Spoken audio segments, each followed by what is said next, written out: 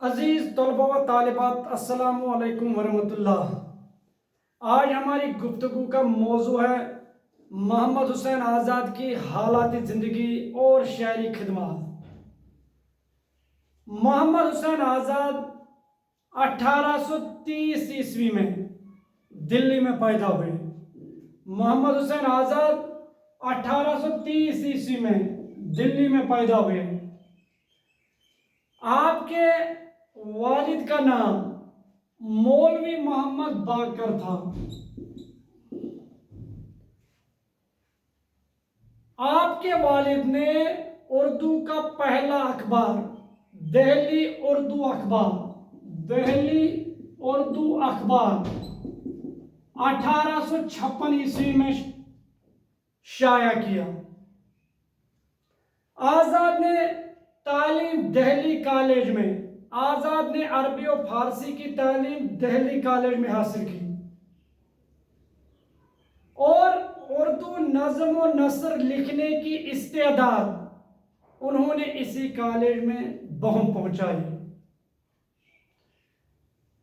آزاد شیخ محمد ابراہیم ذوق کے شاگرد رشید رہے۔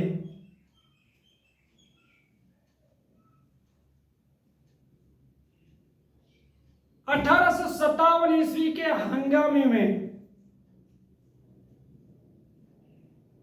انگریزوں نے آپ کے والد کو پھانسی دے دی، جس کی وجہ سے آزاد کا گھر بار بھی لٹ گیا اور آپ کچھ عرصے تک در بدر بھٹکتے رہے۔ اس کے بعد آپ کو لاہور کے محکمہ تعلیم میں ملازمت مل گئی۔ کچھ عرصہ تک انہوں نے پنجاب کے سرکاری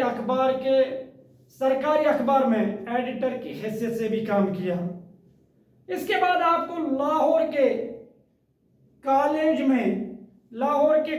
میں آپ عربی کے پروفیسر مقرر ہوئے۔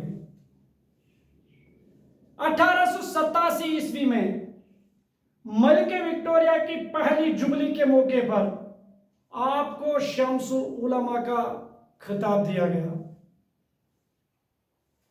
اور 1910 عیسوی میں آپ کا انتقال ہو گیا۔